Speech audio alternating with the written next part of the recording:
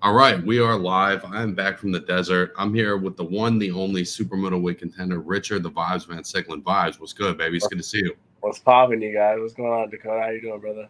I'm doing all right. Let's start.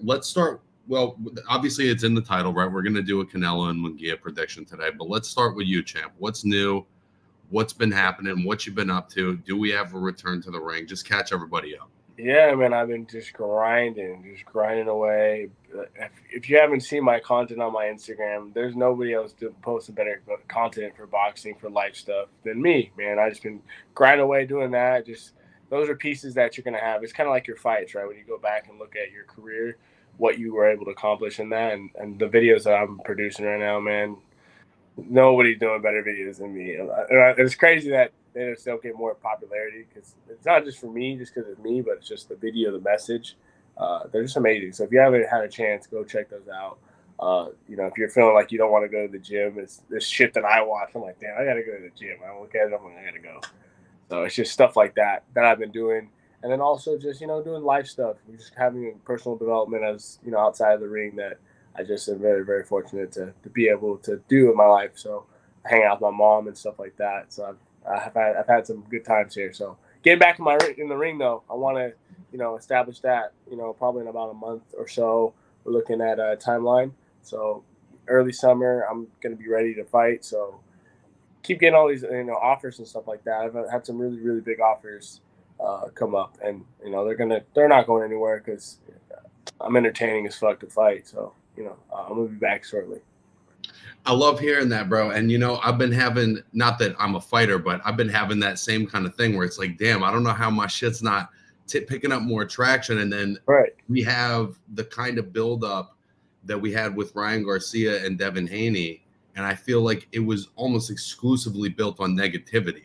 And it's like, if you're doing something positive, if you're trying to do something constructive within the game, it's almost like it's more difficult to get people's attention. Whereas if you're Ryan Garcia, all you got to do is you got to drink at the weigh-in, you got to act like a schmuck, you got to say crazy stuff, and all of a sudden you got everybody's attention. So that's also why, that's why I like going live with a guy like you, because I know you're a real fighter and I know you're out here trying to really do something positive. So yeah.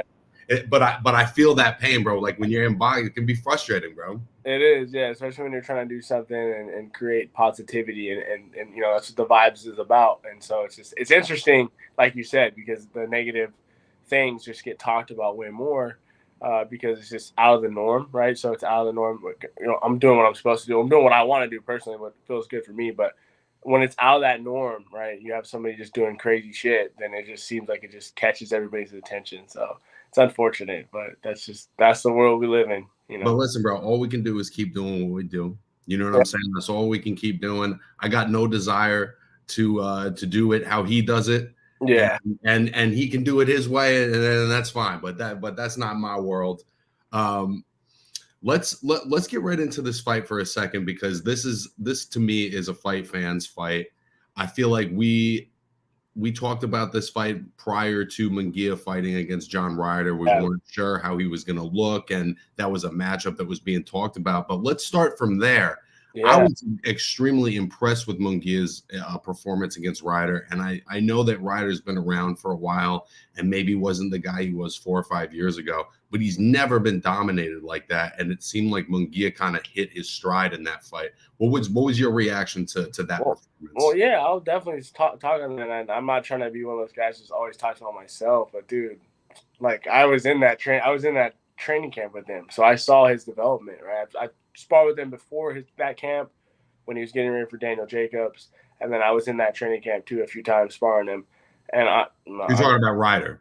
Yeah, Ryder fight earlier this year in January, so I was there, right? So I was sparring him, and you know me, like I did my shit, bro. I'm not gonna lie. A lot of people tell me that was the best sparring he had his whole entire training camps, right? And it was just me coming off the couch, like not sparring with guys like that. So it was really, really interesting that the fact that he had such a good performance, right? Because he really did show up, right? Sparring and showing up in the ring are completely different things. He showed up. He did what a lot of people thought he wasn't going to do. I thought it was going to be a lot closer fight than that, right? So I gave my prediction pre this interview, And now that I keep thinking about it, I'm like, dude, this guy shows up. Like he could surprise a lot of people. And if he did, it'd be bigger than the Ryan Garcia win, in my opinion. Because Ryan Garcia, I knew he was a good fighter all along, right? I wanted to bet on him, I should have. But Munguia hasn't really had that fight where he's just like, you know what I mean? He hasn't really shown that he is at that elite level. Like he's obviously fought elite people, but a lot of the critiques in that guy is that he hasn't fought anybody like Canelo Alvarez. And so I think he could show up and surprise a lot of people. Well, he definitely hasn't fought anybody like Canelo Alvarez, but I think in the last 2 or 3 years, getting the experiences of the fight with Ryder, the fight with Derevyanchenko, who's been like a really proven contender for a long period of time. I think he's had a couple of these fights now that have made his skin a little tougher. Mm-hmm. And even if he's never been at this level, I think he's more prepared for it now than he would have been even a year ago. Yep, I 100% agree with that statement. And yeah, those fights definitely, people had a lot of negative things to say, but the thing is, he's coming out with the win, right? And that's what really matters, and that's the confidence that guy probably has right now going into this fight. You couldn't have more confidence after you fought a guy that he beat but didn't knock out, and you knocked him out. So in your head, right, that space of just like, I knocked that guy out, right?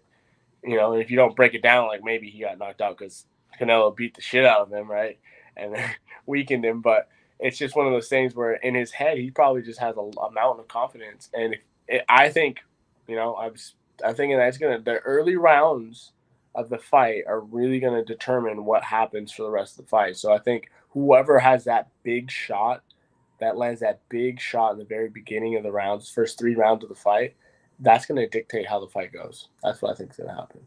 Well, and I also think too, right, if this fight had been made 2 years ago, all of the experience we just talked about with Munguia, he wouldn't have that experience yet. And 2 years ago, prior to the Bivol fight, Canelo Alvarez was inarguably the top pound-for-pound guy. Yep. Since then, he's had the loss. He had a kind of sleepy performance in the third Golovkin fight. There's been some fights where we're not quite seeing what we want to see or what we expect from Canelo. And I think as Munguia progresses, and he's just got some of that youthful energy where he's just going to assert his will on the fight. And I'm just wondering, at this point in Canelo's career, does he have the juice or even just like the passion to respond to that? You know what I mean? Yeah, it's going to be – I think it's going to be a really good fight just because I know from sparring him and Munguia recently that his defense isn't really there. It's good, but it is not great. It's not elite. It's not even close, to the defensive level that Canelo has. So just like he has power, he has youth, doesn't have the defensive skills. So that's good. That's what makes it such a good fight, is because Canelo Alvarez, although he might be a little bit slower, a little bit older, he still has that defensive mindset ever since that Floyd Mayweather fight, right? And Daniel Jacobs and stuff like that, where he just had that really, really slick head movement. Munguia does not have that, right? He's added a little bit more footwork to his game, but as we have somebody like Canelo Alvarez who has fought guys like that his entire career, that might not be that effective against somebody like him, Yeah, and I think that even in the Bivol fight, Canelo's defense was pretty good. His defense wasn't the issue in that fight. The issue was almost that he kind of ran out of ideas as far as how to break Bivol down. It's also going to be interesting to see how does Munguia react to Canelo's power, because there's no way he's been hit the way he's about to get hit. But going back to what you were saying about his defense and having shared the ring with him some, if you're fighting a guy like Jaime Munguia, what's the thing you want to take away from him? What's the thing that you think is going to make him uncomfortable? I've been hit hella hard because I've hit that fool hella hard. Yeah. Good shit. I've hit him hard, bro. Like, yeah. Told me he doesn't even speak English. He hit him so hard he started speaking English, bro. You're like, damn, you hit me hard. I was like, what? Yeah. But no, so when it comes to his, his kind of the weaknesses that I saw is if you assert that dominance, right? Assert that I don't give a fuck who you are, right? You're just I'm coming to hit you. That, for me, he has confidence as a fighter, but he's one of those fighters where if you hit him and you let him know that the power's there, he's thinking twice immediately. He's automatically thinking twice about how he's moving. And I think if Canelo hits him with one of those fuck you shots right in the beginning, then it's going to change the fight. And then his confidence is going to be a little wavering. But if Canelo gets in the corner, like he likes to do, in just the defensive manner that he likes to do, he'll keep throwing. Munguia, right. I was impressed. That was something that impressed me about the sparring, was that he kept throwing. Like, even when he's missing, he has that wind in him where he can keep throwing volume, right? The only problem is that he's very exposed. I call him with the overhand. I call him with the uppercuts. I was just getting his ass because he's exposing himself when he's throwing. He drops his hand a little bit, right? And these are things that I think Canelo, if elite Canelo is going to pick him off on, and he's going to get fucking hit with those 10-ounce gloves. I didn't spar him with 10-ounce gloves, so getting hit with those 10-ounce gloves is a little bit different. Well, it's interesting you say that too, because there's certain kinds of pressure fighters. You think I'm trying, like, somebody like Alfredo Angulo, or guys who are like completely reckless, where it almost doesn't matter what you hit them with; they're going to keep coming at the same pace. But what you're saying is when you catch him, it's almost like it's not that he's second guessing himself, but he's aware of it. Like, oh, I got to make that adjustment, and it changes his pace. So I think that's an interesting point. Like, if Canelo is able to really get his attention, does it kind of does it make him change his approach, or make him start to second guess if he can just recklessly go at him? Yeah, I just don't think he's gonna do that. I think he's gonna try to be smart, and then he's gonna get hit, man. I think he's gonna get hit. It's gonna be only a matter of time, and hopefully he gets. It takes a while for that to happen, but I think it happens early. Then we're gonna see a dominant Canelo, right? And then yeah. I could see it going. The dude surprised us, right? He surprised us when he knocked out Ryder. So it's just like, this is a good fight, and the fact that like you're actually getting your money's worth when you actually pay for it. Because there's a lot of fights where it's like, dude, this is set up. Like, this is. It's also, all of it's so much easier said than done, right? Like, it seems like the best approach to fighting Canelo at this point is just to get in his chest, get physical, try to have more activity than him, just try to make him uncomfortable. But once you're in the ring with him, is like, is he going to be able to just cut that distance on command? Or because if they get caught doing that, like looking at each other thing for a bit, I feel like that only favors Canelo. Oh, yeah. Slow it down. You put it into that veteran speed that he probably wants to fight at. Like, Munguia is good. He's not faster than me, not stronger than me. He just has good volume. So probably a little bit better than mine, because I don't. That's not my style.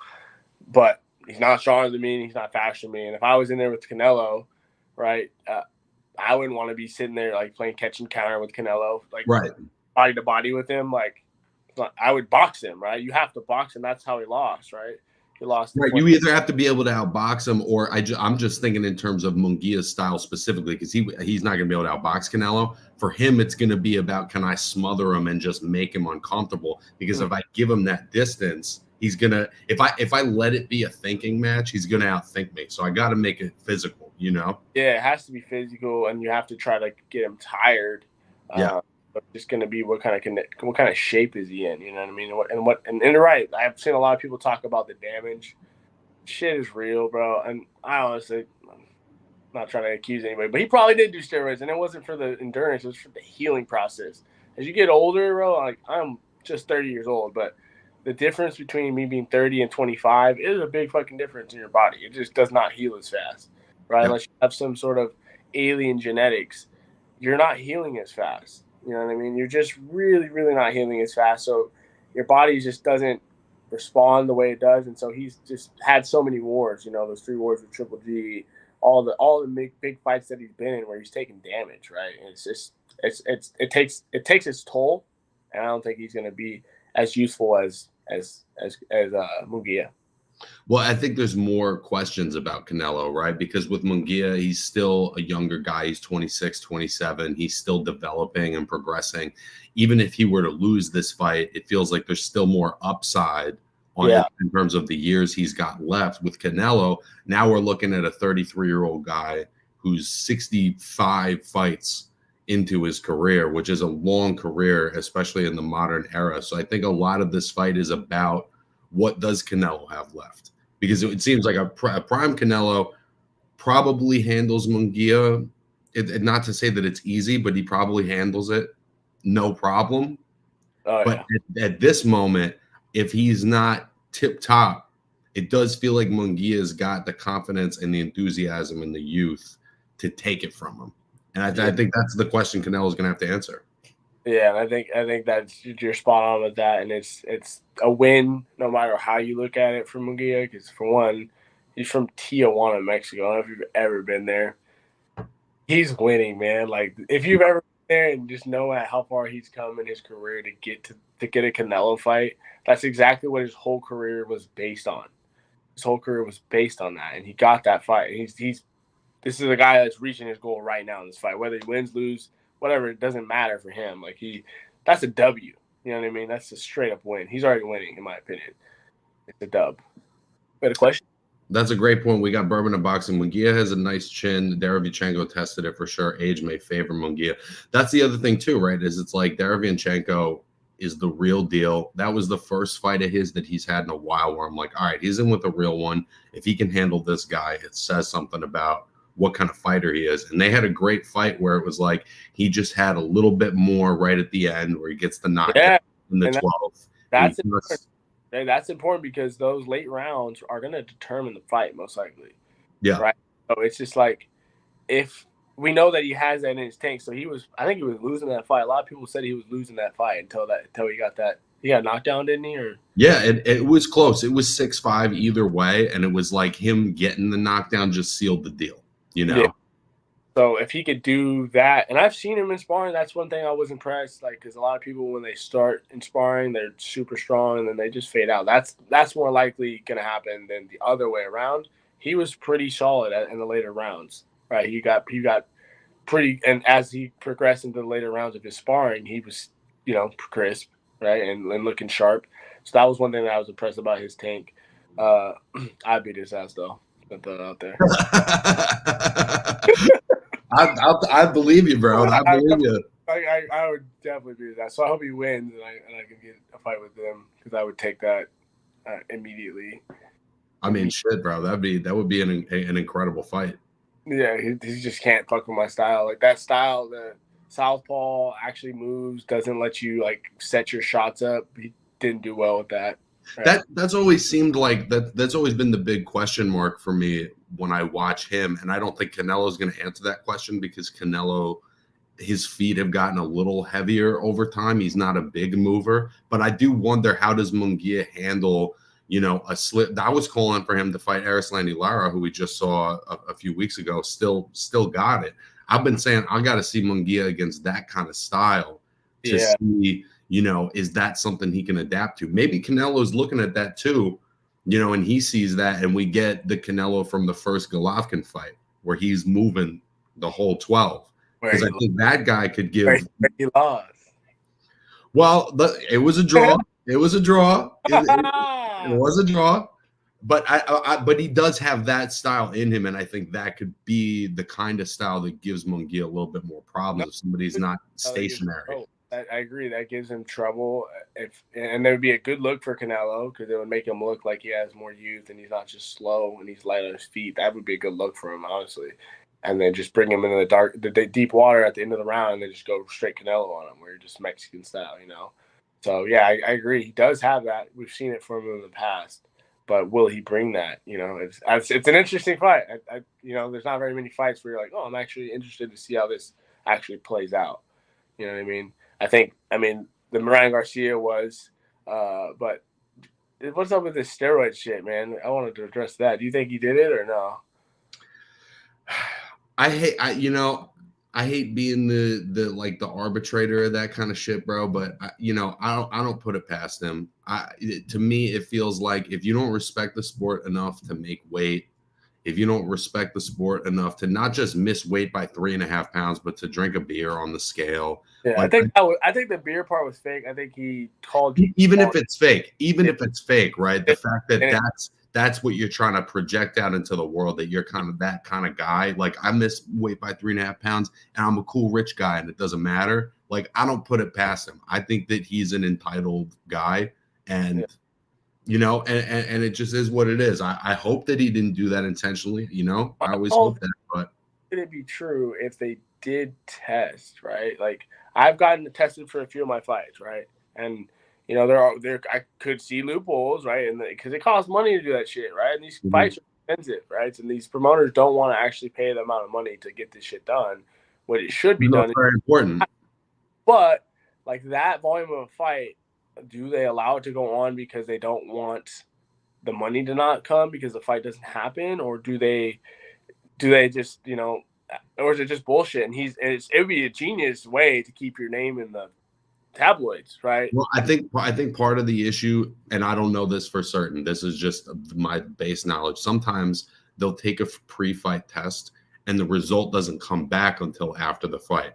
So the reason you would still have them take that test is that if it should come up dirty, that after the fight, they're able to either change it to a no contest or to in some way alter the result. Take the title away, right? If you did win, but you couldn't because he already disqualified himself by not making weight. But in theory, because he won a decision, this could become a no contest. That's fact. Yeah, it could. And that may be the right thing to do. I mean, it would be the right thing to do because honestly, I don't think Ryan Garcia is doing boxing for the belt anymore. He just doesn't give a fuck. He has money, right? I think he's doing it just for the fame because I think he likes the fame a little bit. Hey, listen, a few months ago, Keyshawn Davis fought in Texas and came up positive for marijuana, and they changed his win to a no contest. So if that's how we're going to roll, then there's no way Ryan Garcia doesn't have his win taken, because even if Keyshawn Davis is high in the ring, that would negatively impact his performance. So if Ryan Garcia is testing positive for something that would enhance him, it should obviously be changed to no contest. Yeah, that's without question. That's without question. But I also just think, like, dude, it's just so easy to manipulate the media because he could just pay somebody to say that, and then now it's news. Like what is official news? What isn't official news? You know what I mean? There's so many different little meme pages and shit like that. You could just pay them to say this shit to keep. He might have a team that just planning shit to keep him, you know, in the works, right? To keep his name in the cycle. They're not talking about you. You don't get eyes on your shit. You're not getting money. Though I guess, and that's a wild. You're not wrong. That is, and based on what he says, I wouldn't put him past him to do that either. The only reason I believe it at the moment is because Dan Raphael, who I think is a pretty credible guy, had the letter from VADA, which is the testing agency. So there was an adverse finding that did legitimately happen, and hopefully, like any other fighter, he will be held accountable, even though he does bring a lot of money to the sport. Because at the end of the day, that part of it shouldn't matter. It shouldn't matter how much money you generate. If you're cheating, there should be something done about it. Yeah, 100%. And like that, I mean, and at the end of the day, Devin Haney, man, is just gonna bounce back if he wants to, right? It could be done. Like, that's why another topic I wanted to bring up if we had time. We got something.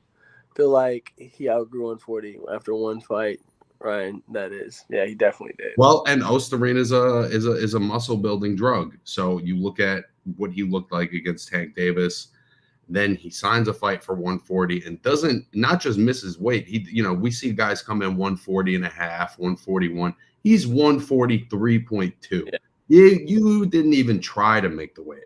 No, or he tried and he just couldn't because he weighed probably 155 the night before the fucking weigh-in. Well, that's a great point too.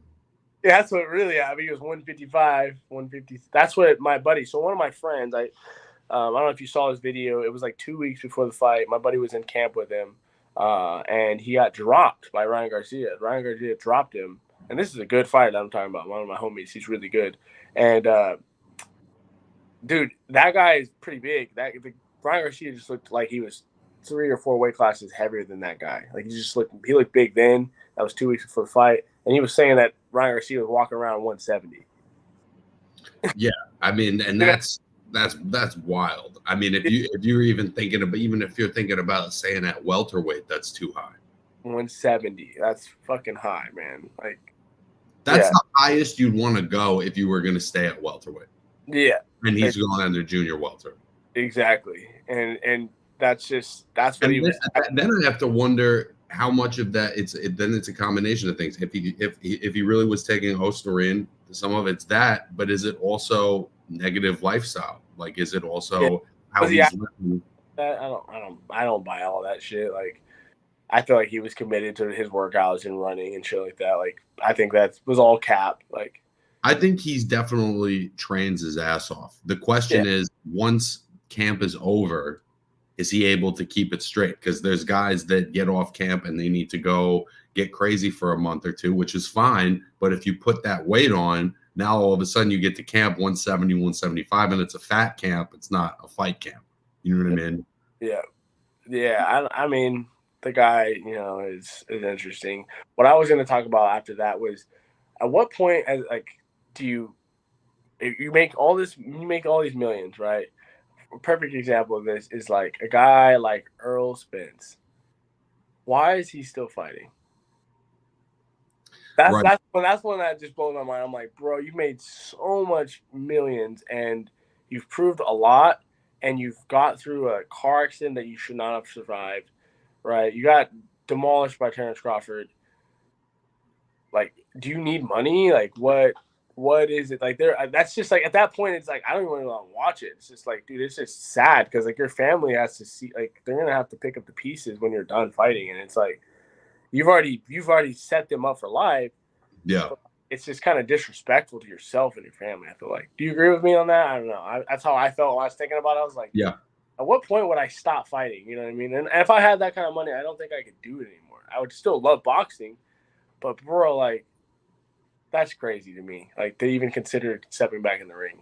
I think with him, you know, I'm only speaking on him, but I think it's tough for a lot of guys just being like super competitive. Like, it's hard to let that just being a competitor go. But I think with him, up until the Crawford fight, he spent his whole career, professional and amateur, having everybody say like, you're the guy. Yep. His whole mindset is, I'm the guy. Then you have this fight with this guy who's at a completely different level than you, and that I'm the guy, like, that must be devastating, you know, to him as a man, to be like, fuck, like, maybe I'm really not the guy, or nah, that was an off night, or what. So now I feel like he's just in this pursuit of like reestablishing that he's still the guy, whether he is or not. It would be hard for me to believe he's still the guy after you take a beating like that. Yeah, that chase is more than any dollar amount. It's not even about the money anymore. But I think it is, because if it wasn't about the money, you would just pay your trainer, bro. That's fucked up. Well, yeah, that's another great point. I don't know enough about that case, but I know that it's happening, and I think it's unfortunate that, you know, two guys that really came up together like that, you know, would have a beef like that. Yeah, and the fact that we know that he was partying, like that lifestyle wise, like, I know people that saw him partying, that lived in the same as him, saw him partying type shit. So it's like he I don't know, man. That's unfortunate. Like, but I was just always thinking, like, damn, at what point do you call it? You gotta leave at some point. It's like Vegas, dude, on the tables. If you don't leave at some point, you're gonna fucking lose all your money. It's gone. And then you gotta chase it. You gotta go to the ATM and pull out more money. You know, that's kind of what I feel like you just said, and that's the best way to describe it, is you're trying to get that chase of just like, I want to be great again. I want to be seen as great. And it's probably just super, you know, hard to be in public when you just got your ass beat like that. You know? And then just trying to reaffirm in your own head, like, no, I've been the guy. I was always the guy. It was an off night. This happened. That happened. You know, like, he's trying to figure out how it is that it must have been more shocking to him than it was for anyone watching. I think that's the best way of putting it. Is it's like both of them. I was leaning towards Spence going into the fight. That's how much I was surprised, right? Because I just thought Errol had proven it against better competition more often and whatever. So I would imagine it was the most shocking for him. Right. Just not. That's like your nightmare as a fighter. Not just to lose, to get wiped out, destroyed. Like, not and even, anything he did land didn't do a fucking thing. Yeah, just nothing. Like, just garbage. Like, you're just literally. It'll be interesting to see if he, because they did the interview after the fight. It'll be interesting to see if he does wind up fighting Sebastian Fundora, how that fight would play out.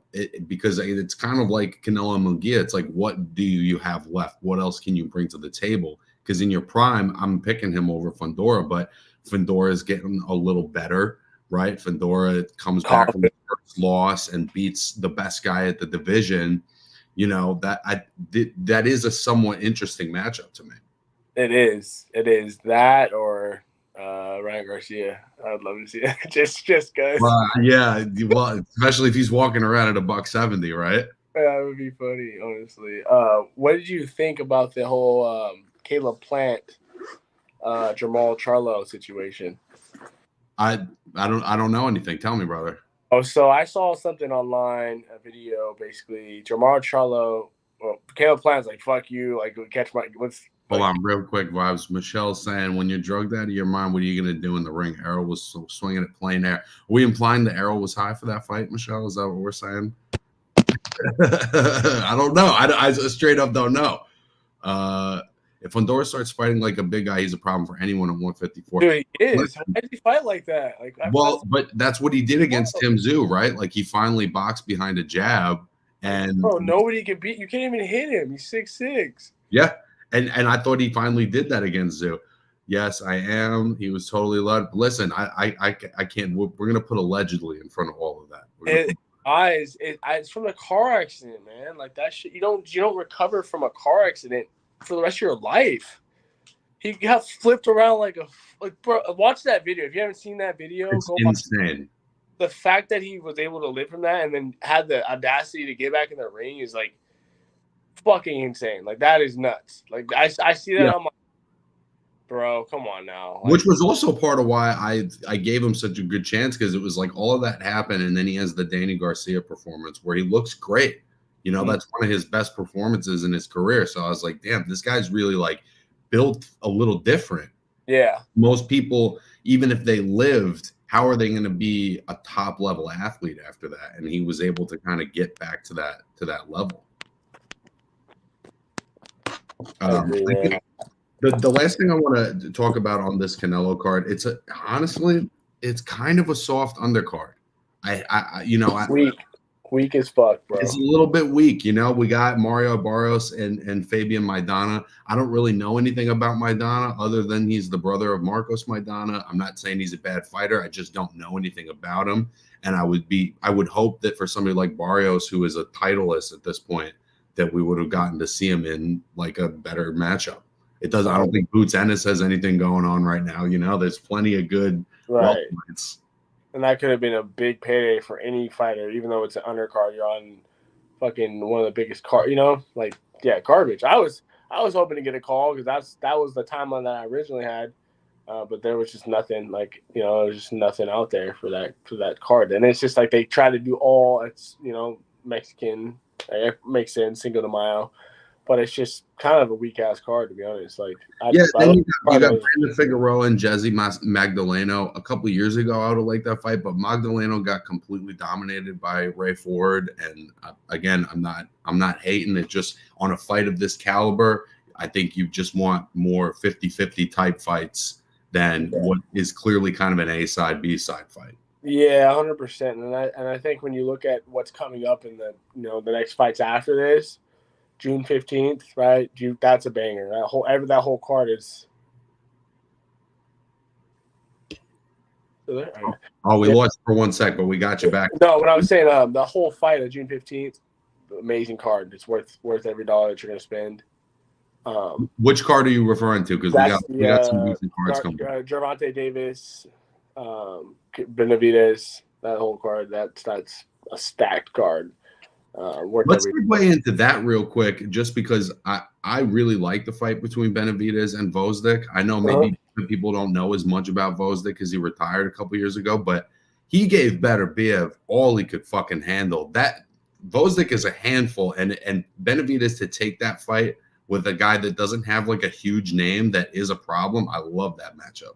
Yeah, it's a great fight. I got offered that fight literally a month before that fight got announced, and I was like, that's a good fight. I'm trying to go down to 168. That guy's and he's not fucking. You know, it was like, I think it was on an undercard. And it wasn't even going to be on TV. And I was like, if I'm going to fight that almost champion guy, you know, he's a good fighter, like you said. But he's not just somebody you're going to pummel over. He's a bigger dude too. So it's just like, for me, I was like, that doesn't make sense for my camp right now. But for Benavidez to take him, yeah, that's a huge fight to step up to. It's not going to be a walkover fight. Nothing's a walkover fight when you're in the elite. elite level. June 1st is fire. BWV for Pitbull. Yeah, that is fire. That card is going to be absolute dynamite. That's probably one of the best cards of the year. Another good comment, Stanionis is back. Interested in seeing what he does after 2 years out the ring. That's the one fight on this Canelo Munguia undercard that I'm actually a little bit interested in, is Stanionis and Gabriel Maestre. Stanionis, for those of you who don't know, has been inactive because he's had, I believe, 3 different fights signed with Virgil Ortiz, where Virgil Ortiz gets hospitalized trying to make weight. And so as a result, Stanionis has just been inactive, even though he's a tough motherfucker. The guy who's fighting, Gabriel Maestre, is an Olympic gold medalist who is a little bit older but got an upset win recently. So I think this is actually not big names, but if you're a boxing head, this is definitely one that is worth paying attention to. Right. And that's one. Well, how many undercards is there? 4? Yeah. This is the one that I'd be paying attention to. I thought, Michelle, again, I thought it was funny to see Canelo and De La Hoya talking a mess while Munguia sat there. He looked like a child with his daddy defending him. Bro, honestly, like if you meet this guy Munguia, like he's such a nice dude. Like, you know what I mean? When you meet somebody, you're like, oh, this guy's nice. Like he actually legitimately is like that. Like his media presence is exactly how he is in real life. He's just a good dude. Like you feel like you deserve the fight. Like, whether there are people that deserve the fight more or not, but you're like, I don't feel mad that this guy's getting the fight. Like, he's going to actually probably benefit from this way more than anybody else. Like, but yeah, like that scene where that's awesome, honestly. Like that De La Hoya and Canelo, the vitriol between them is clearly like genuine. They obviously have an issue with each other. That is not fake. That is a real beef, and it makes complete total sense from both ends, right? You know, it's just like that was the guy. You did build him up. Golden Boy was, you know, that was like everybody wanted to be Golden Boy because you had one of the biggest fighters in the world, right, of all time. Mm-hmm. And then, you know, he leaves on whatever terms that it was. It wasn't good terms. And I kind of see where Canelo's coming from, too. Like, dude, this isn't about you. It's about your fucking fighter. I get that. I see where he's coming from in that regard as well. It's like you are kind of taking it away from the guy who earned it. But at the same time, he's using his name, right? I also think that there's a genuine part of De La Hoya that thinks that he's a better fighter than Canelo, or that competitor in him can't turn that off and just say, like, yeah, this guy's incredible. Even though we have an issue personally, he's incredible. Like he can't keep it separate. No, you can't. And then like you said, it's just there's that certain element about certain fighters that just it's all about me and it always has to be. And that's, I mean, honestly, you've seen that from time to time again. Like that, his mental health has always been kind of shaky. He's admitted that, you know. So it's just you see it, you're like, bro, like. It's not about you anymore. Like De La Hoya is your name, but like fighters only talk about your fighters. Everybody knows who you are, good or bad. You don't ever see Bernard Hopkins having those kinds of interactions or making those kinds of statements like, "Well, shit, he's not me." You know, like I even saw Bernard posting pictures of it was like he was doing a double shot between like him and Trinidad and Garcia and Haney. And I was like, I don't even think those two are close, but he's got his ego so in check that he's just making it about, I'm promoting Ryan Garcia right now. That's what I'm doing, you know, which I always really respect. Yeah, it's just a different speed of how you promote. And, you know, it's just funny when you see guys that start their own promotions because it's hard that ego that you have within. That's why you do it, right? That's why you wanted to be still a part of the boxing because you still want that clout, that fame. Mayweather's no different, right? Just kind of the same shit, you know. Oh yeah. He can't help it. Yeah, is he really in Dubai? Where is that guy at? That's another one. I don't know what the fuck is going on with that. The last topic I did want to bring up before we wrap this one, on Tuesday we got Naoya Inoue and Luis Nery. Inoue right now to me is one of the most exciting guys in the sport, and I think part of what makes him so exciting, right, is he's so dominant and he's so popular in Japan that he doesn't need the Western world to expand his popularity. People will wake up at 6:30, 7 o'clock in the morning to watch this guy because he's just that exciting. And I think that Nery is probably the best opponent he could get at that weight class. But is there anything about that fight that stands out to you? Do you have any thoughts about Inoue? Yeah. Like I've been hearing that this is fucked up, and I'm a boxer. I'm a professional boxer. I know who this guy is. I've been around long enough to know who he is. I've never watched one of his fights. I'm gonna tell you that right now. I've never watched a single one of his fights. I know that he's one of the pound for pound best fighters. He should just fight in America, honestly. Like he doesn't have to, but I think just to grow that audience at the point, it's like basically when you're a band, you are good in your country, but then when you go on a world tour, that's just your popularity goes to another distance, like Michael Jackson, right? Everybody knows you everywhere. And I feel like if you just limit yourself for your country, you're not really getting that exposure. And like I said, someone like myself, I know who he is. Have I watched any of his fights? No, I've watched highlights of his shit. And purely out of inconvenience, not out of disinterest. Yeah. I know plenty of people that are like hardcore boxing people or even in boxing that are like, I hear great things, but I haven't gotten to see it for myself, and unless you're going out of your way to watch a replay, it's difficult. Well, make sure Bourbon and Boxing wants to make sure, please watch Inoue, something special. I agree. I think he is something special. I don't think we've seen anything like him since Manny Pacquiao, and at times there are things that he does where he's even like a little bit more, but like his style is more technically sound. He's not so much a freak the way Manny was athletically, but he's the total package, bro. He's the total package. Yeah, I've seen what I've seen. I'm like, damn, I'm gonna do that. It's just the power in his fucking punches is pretty impressive too. The power, the speed. He doesn't telegraph anything. It's all really fast. He's got great defense. He's not an easy guy to hit at all. Have you ever seen Luis Nery fight?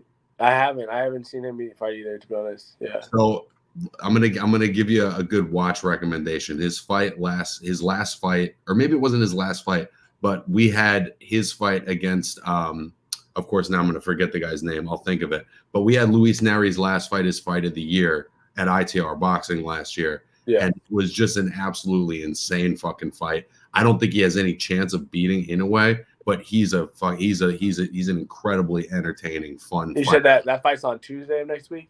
Yeah, Tuesday morning. It's a weird-ass time to fight. Let's go. It is weird, and I actually agree with everything you're saying, where it's like, why don't you kind of expand? But the issue is he can sell out a 50,000 person stadium in Japan at any time. Like, that bag is there regardless. Yeah. So someone else is going to have to make it worth it for him, because he's LeBron James over there. The Saudis will do it. They're putting the money, Well, that may be what it takes.